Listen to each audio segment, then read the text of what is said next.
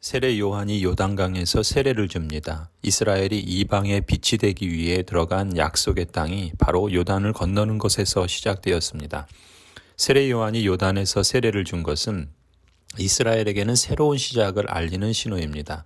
세례가 죄에서 깨끗게 되었음을 나타내는 새로운 시작의 생생한 상징인 것처럼 하나님의 언약 백성이 깨끗게 되어 요단을 한 번 더 건너 그 땅으로 건너가고 있는 것이죠. 우리가 깨끗게 됨도 새로운 시작을 위한 부르심입니다. 하나님 나라를 이루어 가도록 부르시는 새로운 시작이지요.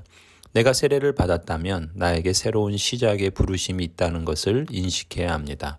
그리고 그 길을 가는 것이죠. 본문 21절에 또 예수님께서는 세례를 받으셨습니다. 예수님은 여느 사람들과는 달리 죄에서 깨끗해질 필요가 없으신 분입니다. 하지만 메시아 그리스도이신 예수님께서는 일반 사람들에게 섞여 그들과 함께 세례를 받고자 하셨습니다. 모든 민족을 위한 하나님의 구원의 통로가 되시는 사명을 몸소 맡으시고 자신을 사람들과 동일시하신 것이죠. 이처럼 메시아 그리스도는 죄가 없으시지만 우리를 몸소 체휼하시기 위해 우리와 한결같이 되신 분이십니다.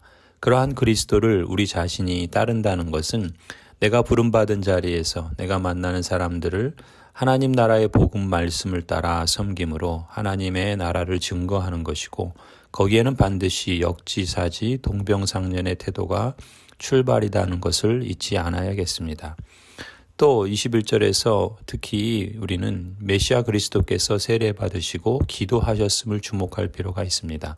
세례받으시고 기도하셨다는 내용은 마태복음에는 없는 내용입니다. 누가는 우리에게 예수님이 종종 기도하기 위해 물러나셨으며 가끔은 밤을 지새워 기도하셨다고 말합니다. 이것은 예수님의 사역의 핵심과 권능의 비결을 우리에게 알려줍니다. 성자 하나님이심에도 불구하고 기도하셨던 이유는 아버지와 계속 교제하고자 하셨기 때문이지요.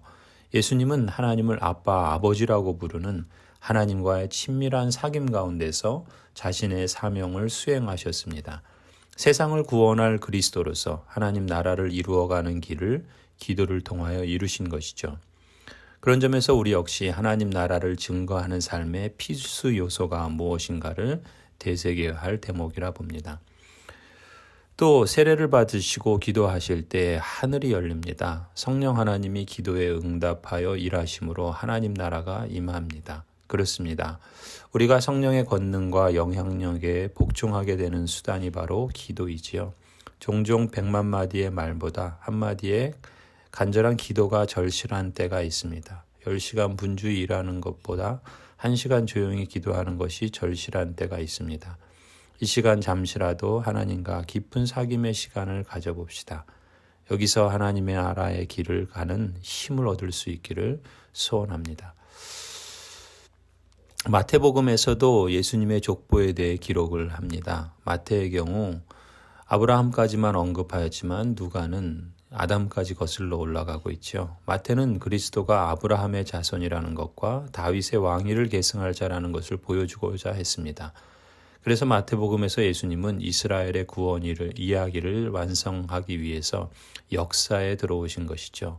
그러므로 그는 아브라함에서 시작하여 요셉의 아버지이자 다윗 가문의 상속자인 야곱에까지 가계를 더듬어 내려갑니다.